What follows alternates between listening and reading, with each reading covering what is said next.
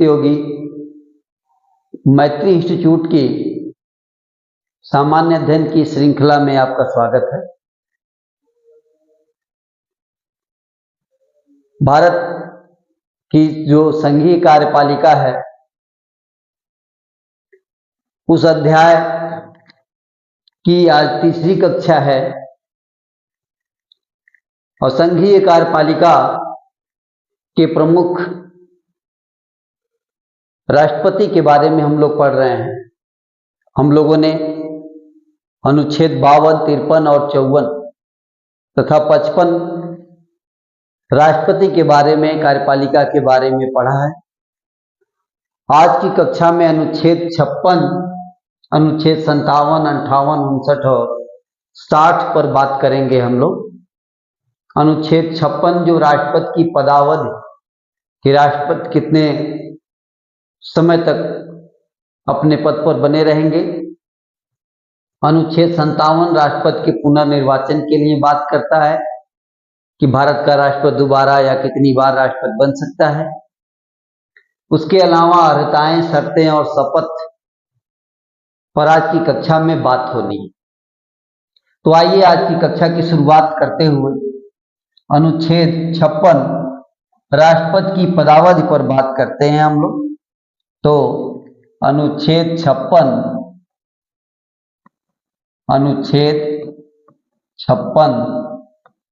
राष्ट्रपति की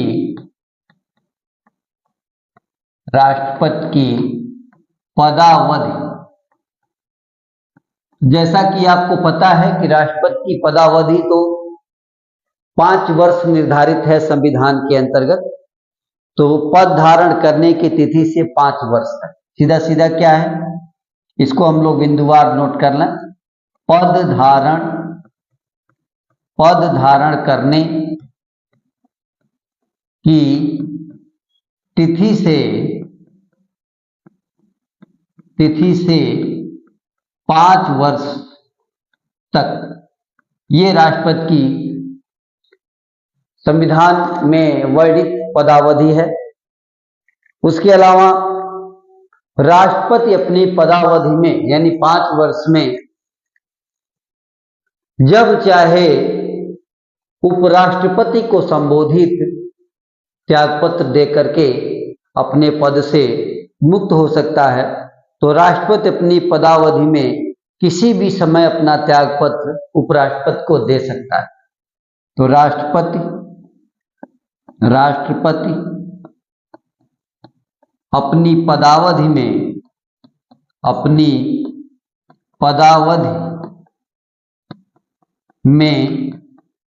किसी भी समय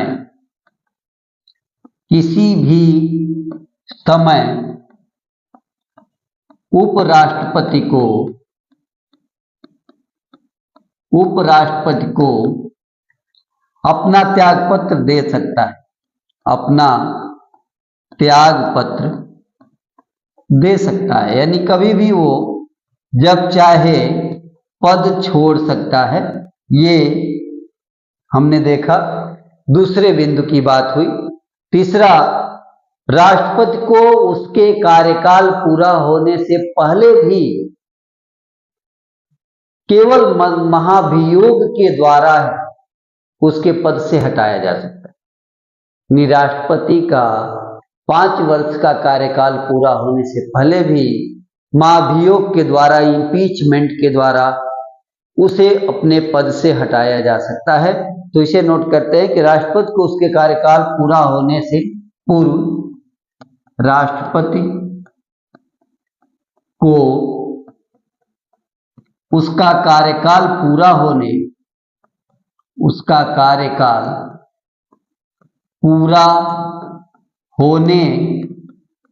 से पूर्व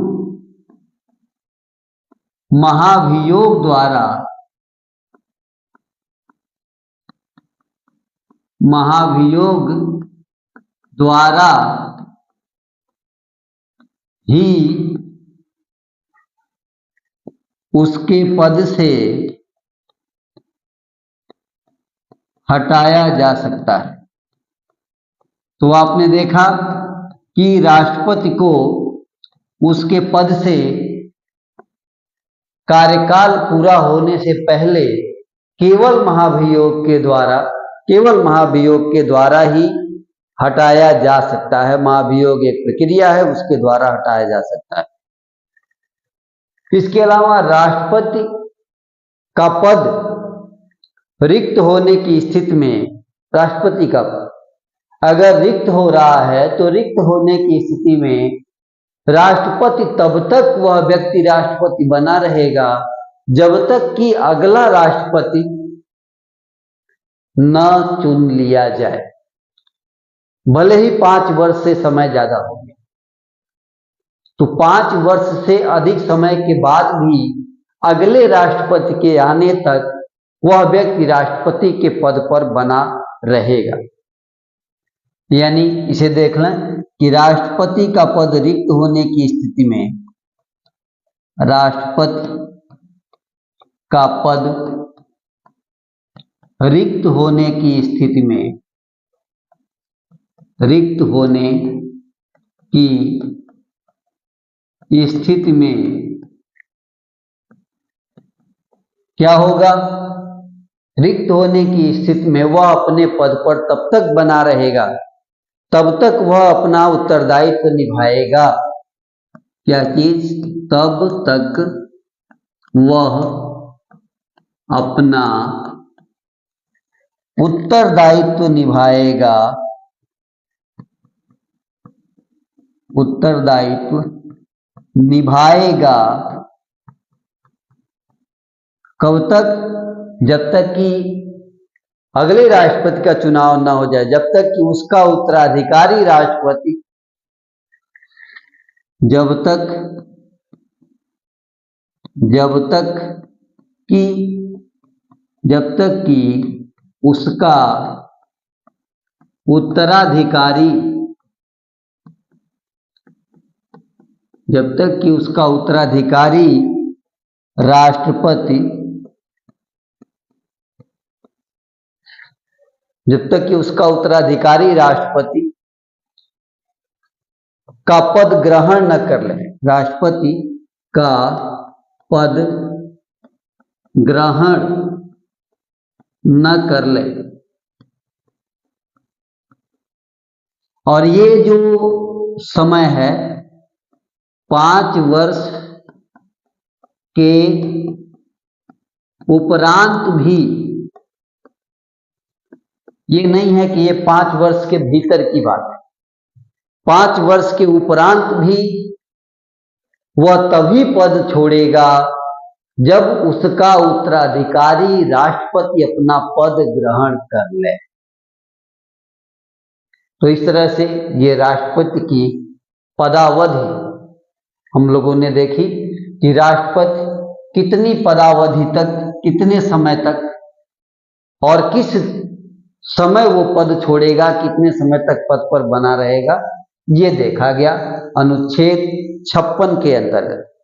अब बात करेंगे हम लोग अनुच्छेद 57 की। तो आइए अनुच्छेद 57 हम लोग देखते हैं। और 57 जो है वो पुनर्निर्वाचन के लिए पात्रता की बात करता है। किसकी बात करता है? पुनर्निर्वाचन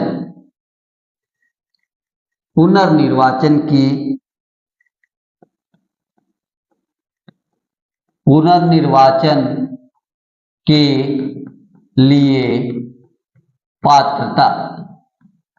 तो आपने जैसा कि नाम में ही देखा कि राष्ट्रपति का दोबारा निर्वाचन होगा कि नहीं, इसके लिए पात्रता। तो इसके लिए भारत का राष्ट्रपति जो है 1 से अधिक बार राष्ट्रपति बन सकता है, और कितनी बार बनेगा इसके बारे में संविधान मौन है। संविधान में इसके बारे में कोई वर्णन नहीं किया गया है कि कोई व्यक्ति कितनी बार राष्ट्रपति का पद धारण करेगा। अमेरिका में तो 2 बार से अधिक राष्ट्रपति का पद धारण नहीं किया जा सकता, लेकिन भारत में कितनी बार कोई व्यक्ति पद धारण करेगा इसकी कोई चर्चा संविधान में नहीं है। तो भारत का राष्ट्रपति 1 से अधिक बार भी निर्वाचित हो सकता है। क्या कहा गया इसमें कि भारत का राष्ट्रपति एक से अधिक बार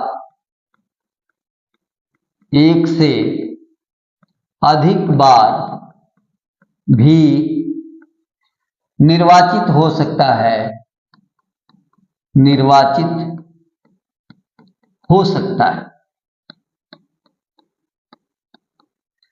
क्योंकि संविधान इस बिंदु पर मौन है, क्योंकि संविधान में ऐसा कोई उपबंध नहीं है, क्योंकि संविधान में ऐसा कोई उपबंध नहीं है। तो ध्यान रखेंगे कि क्योंकि संविधान में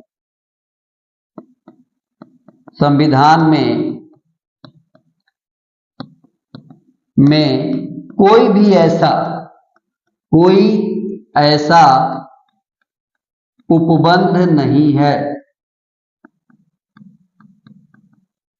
ध्यान दें, संविधान में ऐसा कोई उपबंध नहीं है जो राष्ट्रपति के पुनः निर्वाचन पर प्रश्न चिन्ह लगाए, जो राष्ट्रपति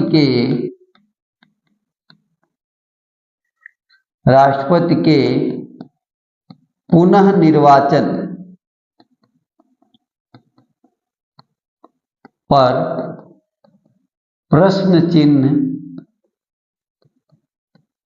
लगाए। तो इस तरह से भारत में राष्ट्रपति का पद कितनी बार धारण कर सकता है कोई व्यक्ति, इसके बारे में कहीं कोई रोक नहीं है। कितनी बार भी कोई व्यक्ति राष्ट्रपति का पद धारण कर सकता है। जबकि अमेरिका में नोट में क्या, अमेरिका में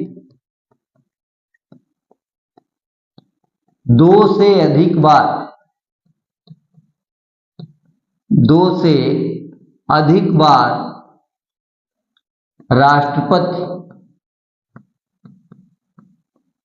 राष्ट्रपति नहीं बन सकते। तो अमेरिका में तो इसके बारे में स्पष्ट है संविधान में कि 2 से अधिक बार राष्ट्रपति का चुनाव में सम्मिलित ने 2 से अधिक बार राष्ट्रपति नहीं बनेंगे। भारत में इसके बारे में संविधान मौन है, और इस प्रकार भारत में कोई व्यक्ति 1 से अधिक बार कितनी बार राष्ट्रपति बनेगा, इसके बारे में संविधान में नहीं कहा गया है, वो कितनी बार भी बन सकता है। इसके बाद 57 के बाद हम लोग अनुच्छेद 58 की बात करेंगे, और वो है राष्ट्रपति के पद के लिए अर्हताएं। अनुच्छेद 58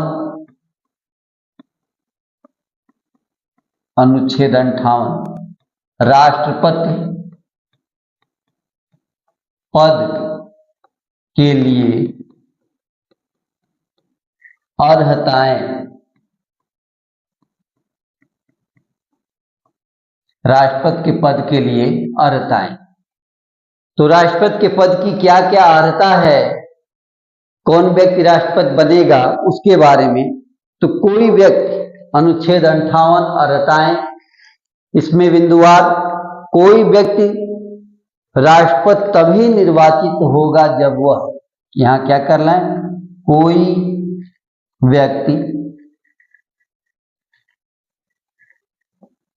व्यक्ति राष्ट्रपति तभी निर्वाचित होगा, राष्ट्रपति तभी निर्वाचित होगा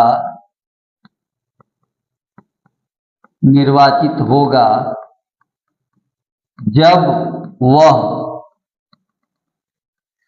वह क्या क्या धारण करे या क्या क्या उसके पास योग्यता हो।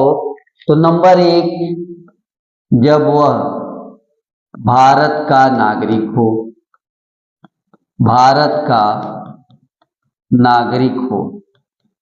पहला ये भारत का नागरिक हो, ये पहली चीज। दूसरा, 35 वर्ष की आयु पूरी कर चुका हो। दूसरा, 35 वर्ष की आयु पूरी कर चुका हो। यानी राष्ट्रपति के निर्वाचन के लिए उम्मीदवार की आयु कितनी होनी चाहिए? 35 वर्ष पूरी होनी चाहिए। लोकसभा का सदस्य निर्वाचित होने की योग्यता रखता हो। तीसरी योग्यता क्या है? लोकसभा का सदस्य निर्वाचित होने की योग्यता रखता हो, कि योग्यता रखता हो, तो उसको क्या योग्यता और रखनी है? लोकसभा का सदस्य निर्वाचित होने की योग्यता रखनी है कि लोकसभा का सदस्य निर्वाचित हो सकता हो। उसके अलावा संघ सरकार, राज्य सरकार, कोई राज्य प्राधिकरण, सार्वजनिक प्राधिकरण, किसी में भी कोई लाभ के पद पर न हो। तो संघ सरकार या राज्य सरकार या स्थानीय प्राधिकरण, इसको देख लें। संघ सरकार या राज्य सरकार या स्थानीय प्राधिकरण,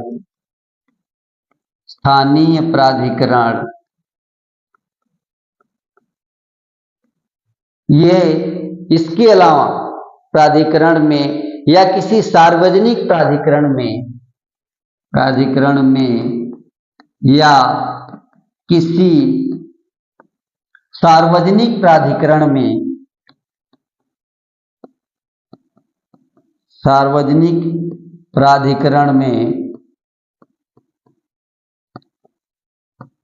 प्राधिकरण में क्या चीज? लाभ के पद पर न हो, लाभ के पद पर न हो। ये इसकी योग्यता में महत्वपूर्ण है कि उसे लाभ के पद पर नहीं होना चाहिए। इसके लिए राष्ट्रपति के चुनाव के लिए जो उम्मीदवार नामांकन करेगा, तो नामांकन के लिए 50 सदस्यों का समर्थन और 50 सदस्यों का अनुमोदन होना चाहिए।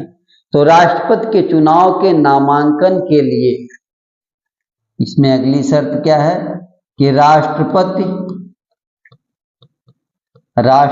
के चुनाव के नामांकन के लिए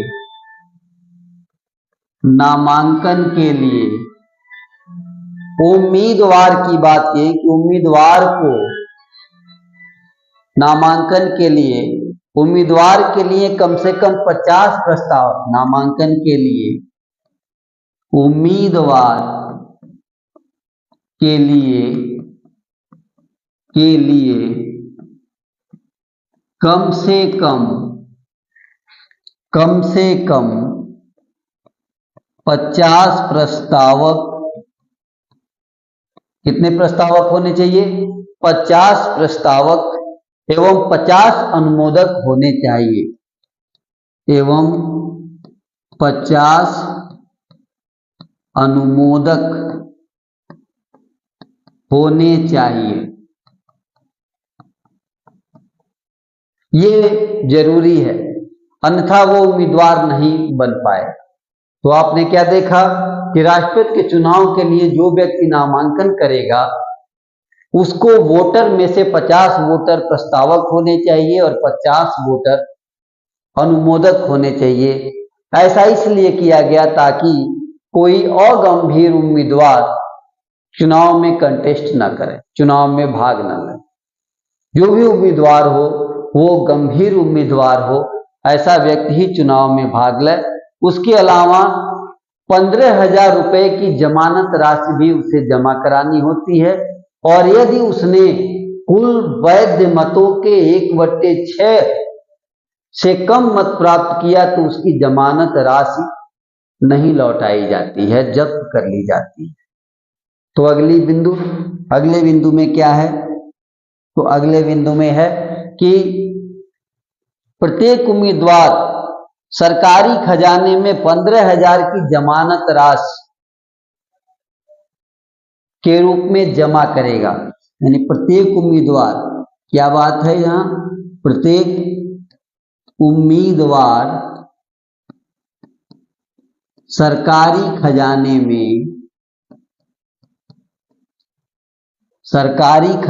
में रुपया 15,000 की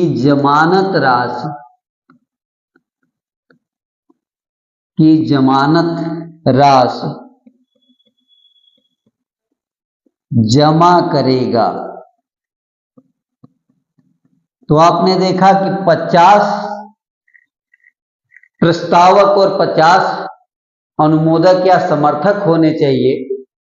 ठीक उसी प्रकार सरकारी खजाने में उसे या रिजर्व बैंक ऑफ इंडिया में 15,000 रुपए की जमानत राशि जमा करानी होगी। और अगर कुल वैध मत के 1/6 मत से कम प्राप्त किया तो उसकी ये जमानत राशि लौटाई नहीं जाएगी। यदि उम्मीदवार, एक बिंदु और हम लोग नोट करें, यदि उम्मीदवार कुल पड़े वैध मतों के कितना, कुल पड़े वैध मतों के 1/6 भाग मत प्राप्त नहीं करता, के 1/6 भाग मत प्राप्त नहीं करता तो उसकी जमानत राशि कितनी है, उसे लौटाई नहीं जाएगी।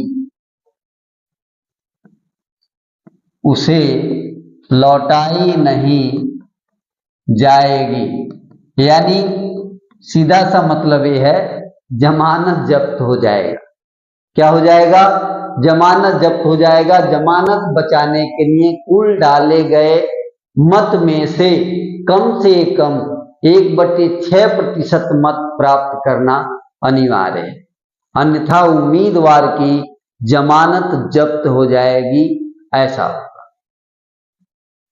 तो ये रहा अर्हताएं। अब है राष्ट्रपति के उम्मीदवार के लिए अन्य शर्तें।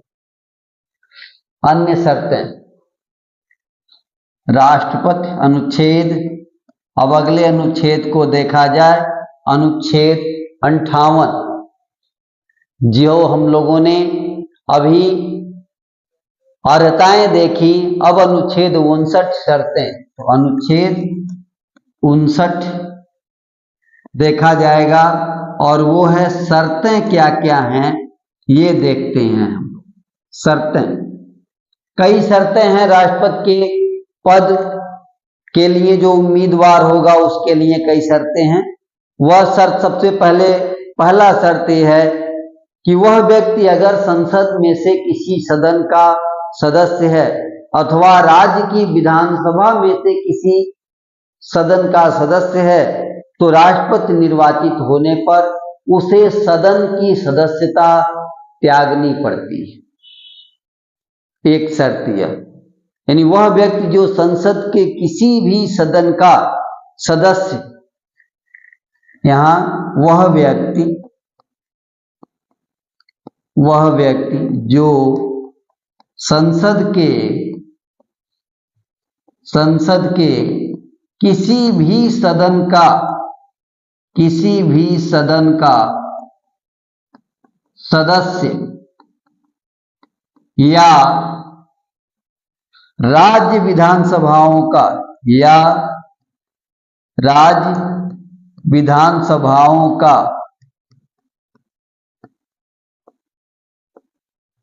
सदस्य हो, तो संसद का सदस्य हो या राज्य विधानसभाओं का सदस्य है तो क्या होगा? तो ऐसी स्थिति में राष्ट्रपति निर्वाचित होने पर सदस्य है, तो ऐसी स्थिति में राष्ट्रपति निर्वाचित होने पर, मान लीजिए अगर राष्ट्रपति निर्वाचित हो गया, तो राष्ट्रपति निर्वाचित होने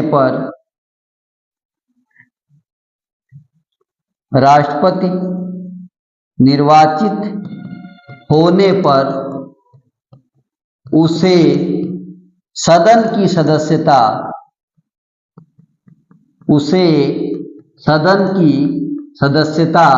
क्या करनी पड़ती है?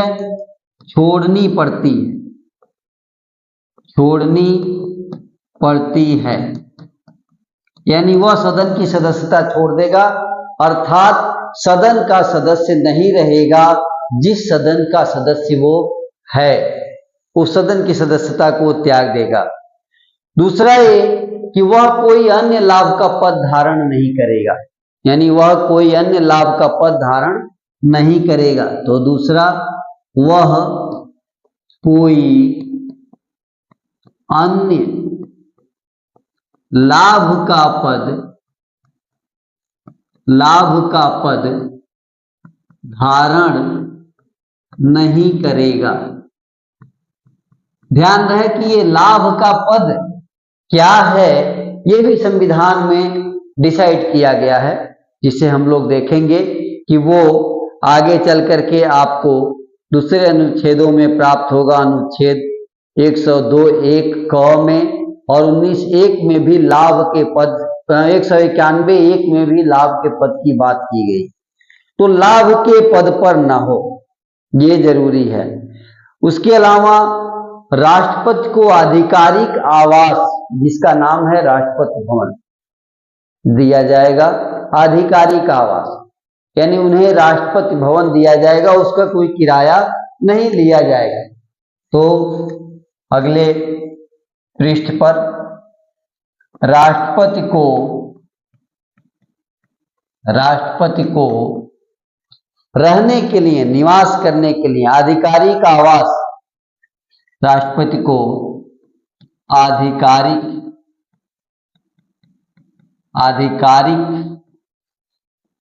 आवास, राष्ट्रपति के आधिकारिक आवास का नाम आपको पता है, राष्ट्रपति भवन नहीं, साथ में मेंशन कर लें कि आधिकारिक आवास राष्ट्रपति भवन आवंटित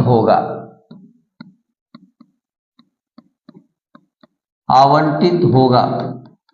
ध्यान रहे इसका किराया नहीं लिया जाएगा, नहीं, इसका किराया नहीं देना होगा। ये भी ध्यान रहे कि ये 300 कमरों का राष्ट्रपति भवन उनका राष्ट्रपति निवास होगा, राष्ट्रपति का आवास होगा, जो उन्हें दिया जाएगा, ये शर्त है। इसके अलावा राष्ट्रपति को संसद द्वारा निर्धारित जो परिलब्धियां हैं, वेतन भत्ते हैं, वो उन्हें दिया जाएगा। तो राष्ट्रपति को संसद द्वारा निर्धारित, अगले बिंदु में क्या है कि राष्ट्रपति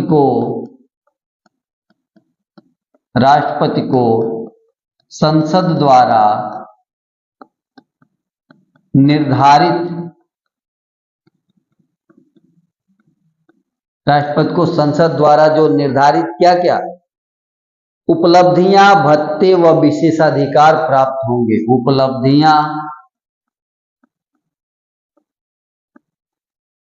उपलब्धियां, भत्ते तथा विशेषाधिकार प्राप्त होंगे। विशेषाधिकार प्राप्त होंगे।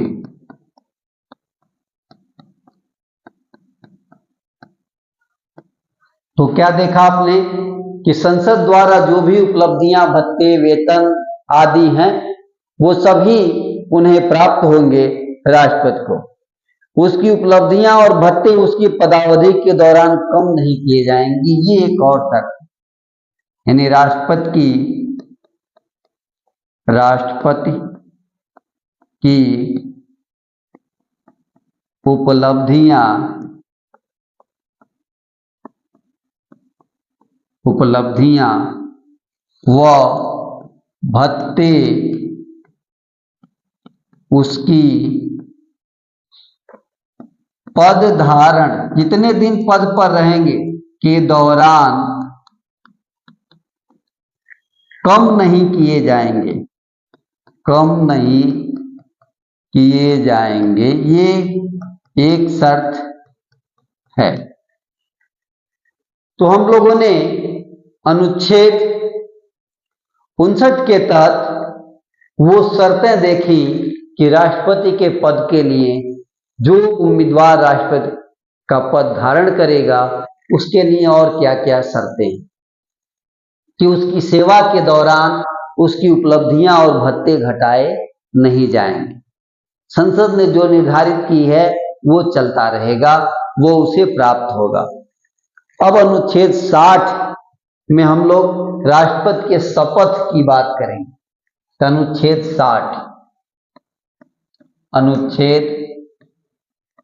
60 राष्ट्रपति का शपथ।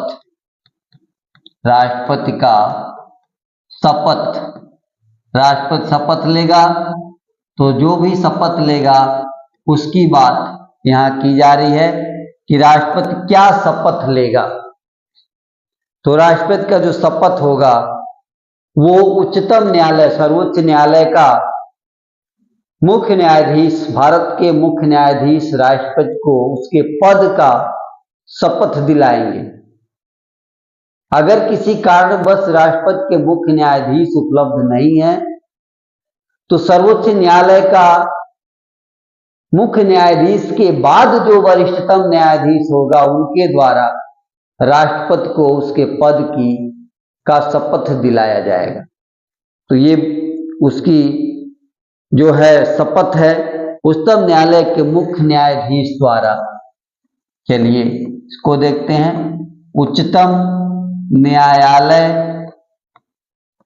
के मुख्य न्यायाधीश,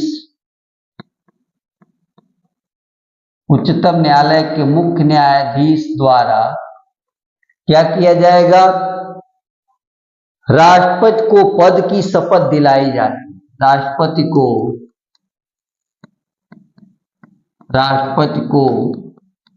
पद की शपथ दिलाई जाती है। तो इस प्रकार राष्ट्रपति के पद की शपथ उच्चतम न्यायालय के मुख्य न्यायाधीश द्वारा दिलाई जाती है। यदि मुख्य न्यायाधीश नहीं है तो ऐसी स्थिति में ये भी यहां नोट कर लें कि यदि मुख्य न्यायाधीश नहीं है तो ऐसी स्थिति में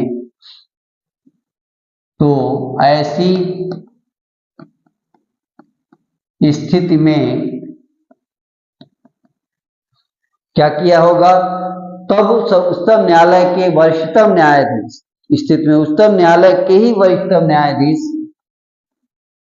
उच्चतम न्यायालय के ही, कोई और नहीं, के ही वरिष्ठतम न्यायाधीश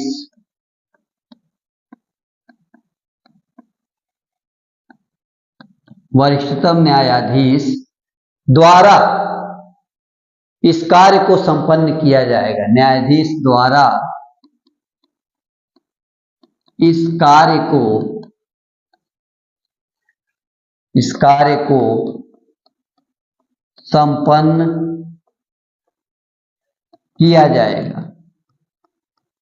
तो इस तरह से राष्ट्रपति का जो शपथ है वो हम लोगों ने देखा कि सर्वोच्च न्यायालय के मुख्य न्यायाधीश, उनके न रहने पर सर्वोच्च न्यायालय के ही वरिष्ठतम न्यायाधीश द्वारा उनको पद की शपथ दिलाई जाती है। यदि राष्ट्रपति के कर्तव्य का निर्वहन कोई अन्य व्यक्ति करता है तो उसे भी उसी प्रकार शपथ दिलाई जाए। यानी यदि राष्ट्रपति के कर्तव्यों का निर्वहन, अगले बिंदु में, यदि राष्ट्रपति के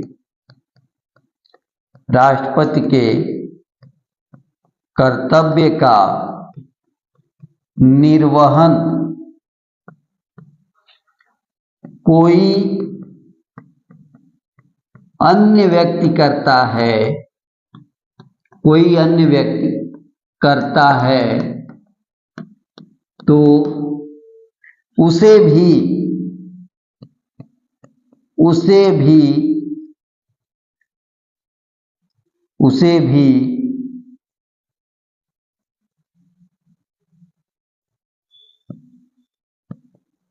इसी प्रकार, जैसा कि अभी चर्चा किया गया है, इसी प्रकार शपथ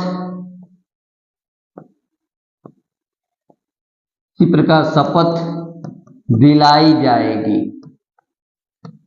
यानी उसका भी शपथ इसी प्रकार होगा जैसे कि अभी ऊपर जो है शपथ दिलाने की बात की गई। राष्ट्रपति क्या शपथ लेता है उस पर बात करते हैं। तो अगले बिंदु में राष्ट्रपति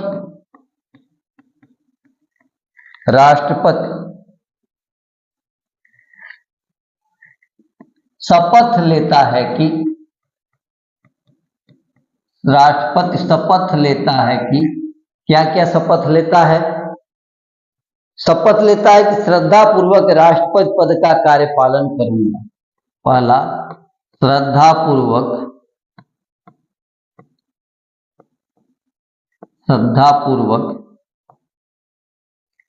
राष्ट्रपति के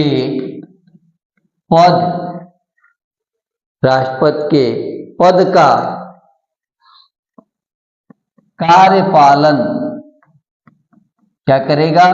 कार्यपालन करूंगा। तो राष्ट्रपति श्रद्धापूर्वक वह राष्ट्रपति के पद का कार्यपालन करेगा। संविधान और विधि का संरक्षण, प्रतिरक्षण और परिरक्षण करूंगा। संविधान और विधि का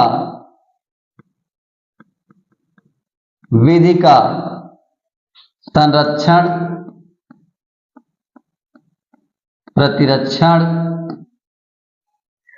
संरक्षण करेगा, प्रतिरक्षण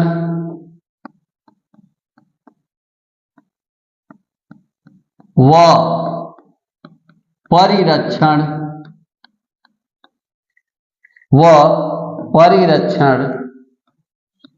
करूंगा। तो ये दूसरा शपथ लेगा वो। और तीसरा, भारतीय जनता की सेवा एवं कल्याण में निरत रहूंगा। भारतीय जनता की सेवा और कल्याण में निरत रहूंगा।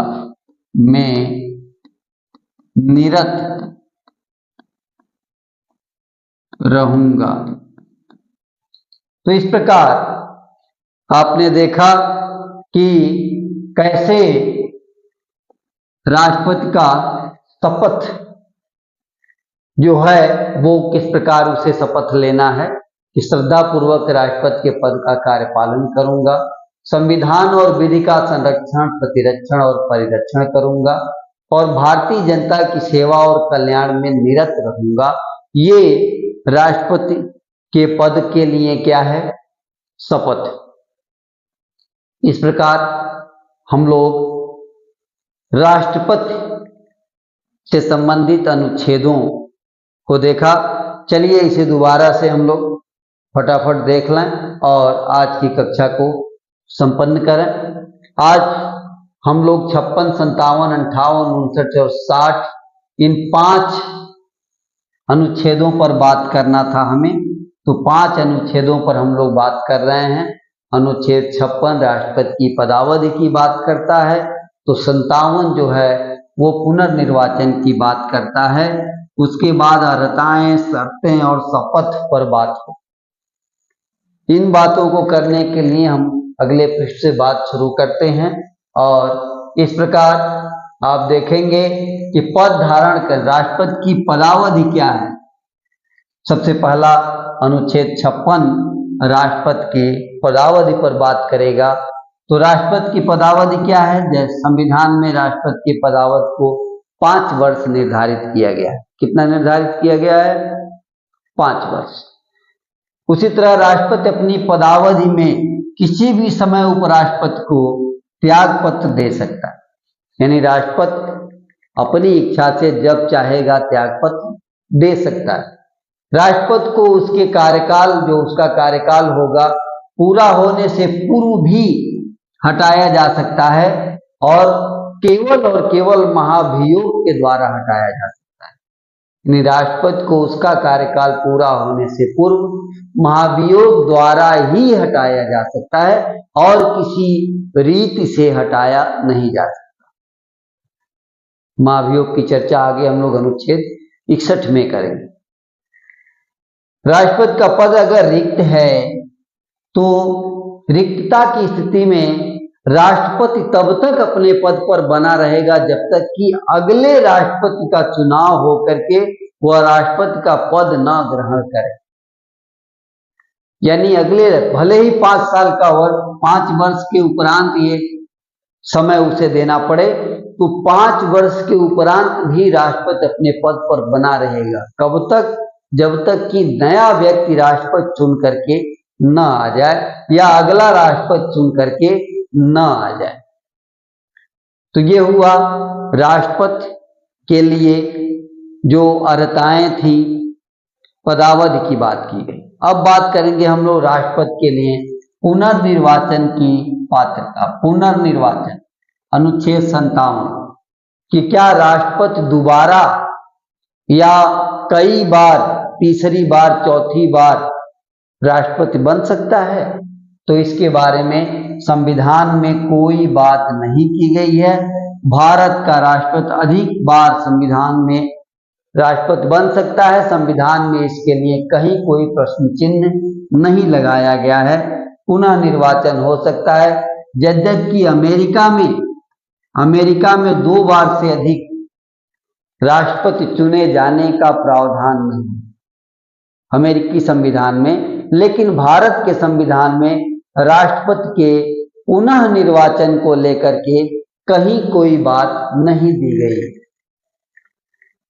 उसी तरह अनुच्छेद 58 ये राष्ट्रपति के पद के लिए अर्हताएं निर्धारित करता है कि राष्ट्रपति पद के लिए क्या अर्हताएं हैं।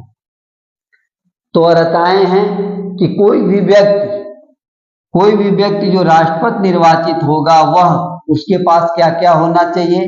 तो भारत का नागरिक होना चाहिए। सबसे पहले उसको भारत का नागरिक होना चाहिए। 35 वर्ष की आयु उसे पूरी कर लेनी चाहिए। लोकसभा का सदस्य निर्वाचित होने की योग्यता होनी चाहिए। उसके अलावा संघ सरकार, राज्य सरकार, स्थानीय प्राधिकरण या किसी सार्वजनिक प्राधिकरण में लाभ के पद पर न हो। अगर लाभ के पद पर है तो वो चुनाव में राष्ट्रपति के चुनाव में भाग नहीं ले सकता।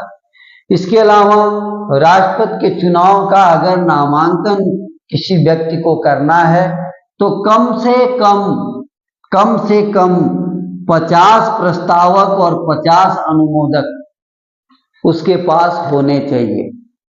कितने? 50 मतदाता प्रस्तावक होने चाहिए, 50 मतदाता समर्थक होने चाहिए, अनुमोदक होने चाहिए। इससे कम होने पर वह राष्ट्रपति पद का नामांकन दाखिल नहीं कर सकता। ऐसा इसलिए किया गया है ताकि राष्ट्रपति पद के लिए कोई अगंभीर प्रत्याशी न उपस्थित हो। इसी प्रकार जो व्यक्ति राष्ट्रपति पद का उम्मीदवार होगा उसे राष्ट्रीय आरबीआई में, रिजर्व बैंक ऑफ इंडिया में या सार्वजनिक खजाने में, सरकारी खजाने में 15,000 की जमानत राशि जमा करनी होगी। 15,000 की जमानत राशि जमा करनी होगी। और चुनाव के दौरान अगर वह 1/6 भाग मत, जितने वोट डाले गए, वैध मत डाले गए, कुल वैध मतों के अगर 1/6 भाग प्राप्त नहीं करता तो उसकी जमानत राशि उसे लौटाई नहीं जाएगी। जमानत जब्त हो जाएगा, जमानत जब्त हो जाएगा। इसके अलावा अनुच्छेद 59 की बात करेंगे हम लोग कि राष्ट्रपति के पद की और क्या क्या शर्तें हैं। तो राष्ट्रपति के पद के लिए जो शर्तें हैं उसमें पहला कि जो व्यक्ति संसद के किसी भी सदन का सदस्य हो, मान लीजिए कोई व्यक्ति संसद के किसी सदन का सदस्य हो, लोकसभा, राज्यसभा या राज्य की विधानसभा का सदस्य हो, और वह व्यक्ति राष्ट्रपति चुना जाता है, तो राष्ट्रपति चुने जाने के पश्चात उसे सदन की सदस्यता छोड़नी पड़ती है, सदन की सदस्यता का त्याग करना पड़ता है। इसके अलावा और क्या शर्त है?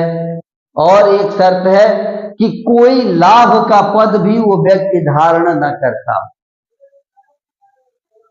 यानी संसद या राज्य विधानसभा की सदस्यता के अलावा कोई लाभ का पद भी धारण न करता। इसके अलावा राष्ट्रपति को आधिकारिक आवास प्रदान किया जाएगा, जिसका नाम राष्ट्रपति भवन होगा और उसका कोई किराया भी नहीं देना होगा। यानी जो राष्ट्रपति होगा उसको सरकारी आवास मिलेगा, जिस आवास का नाम है राष्ट्रपति भवन। उसी तरह राष्ट्रपति को संसद द्वारा निर्धारित जो उपलब्धियां, भत्ते, जो भी विशेषाधिकार हैं वो उसे प्राप्त होंगे, और राष्ट्रपति की उपलब्धियां और भत्ते उसकी पद धारण के दौरान, उसके राष्ट्रपति रहने के दौरान कम नहीं की जाएंगी। ये शर्तें भी उसके अंदर में है कि उसकी जो है उपलब्धियां और भत्ते घटाए नहीं जाएंगे, उसके वेतन भत्ते घटाए नहीं जाएंगे। इसके बाद अनुच्छेद 60 पर बात करेंगे हम लोग, राष्ट्रपति का शपथ, कि राष्ट्रपति क्या शपथ लेता है।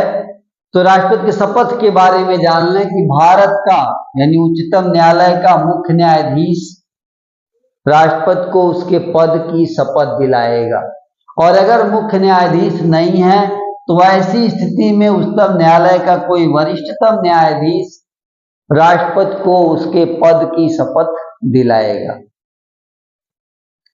इसके अलावा यदि राष्ट्रपति के कर्तव्य का निर्वहन कोई अन्य व्यक्ति करता है, किसी भी परिस्थिति में कोई भी व्यक्ति यदि राष्ट्रपति के पद का निर्वहन करता है तो उसे भी इसी रीति से शपथ दिलाई जाएगी। अर्थात भारत के मुख्य न्यायाधीश या वरिष्ठतम न्यायाधीश के द्वारा ही शपथ दिलाई जाएगी, शपथ वो लेगा। शपथ में क्या लेगा ये देख लें कि राष्ट्रपति क्या शपथ लेता है। राष्ट्रपति शपथ लेता है कि वह श्रद्धा पूर्वक राष्ट्रपति के पद का कार्यपालन करेगा।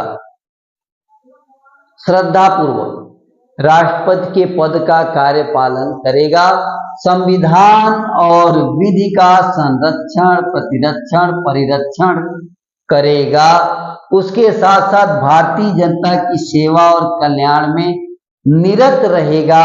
ये शपथ राष्ट्रपति को लेनी होती है। तो इस प्रकार हम लोगों ने अनुच्छेद 60 शपथ तक बात की, अनुच्छेद 56 से लेकर। आज की कक्षा में हम लोग इतना ही देखेंगे। अगली कक्षा में पुनः अनुच्छेद 61 और उसके बाद के अनुच्छेदों को देखेंगे।